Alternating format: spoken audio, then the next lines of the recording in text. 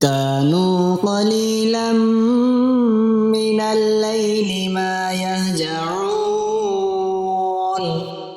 وبالأسحار هم يستغفرون.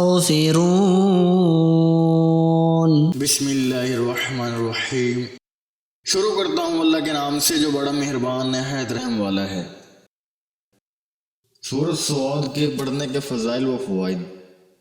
دفع دشمن کے لیے، اگر کوئی شخص دشمنوں سے پریشان ہو تو سورۃ صاد کو باوضو 7 مرتبہ پڑھ کر دعا کرے، انشاءاللہ تعالی دشمن دفع ہوں گے اور ان کے شر سے ہر طرح سے محفوظ رہے گا۔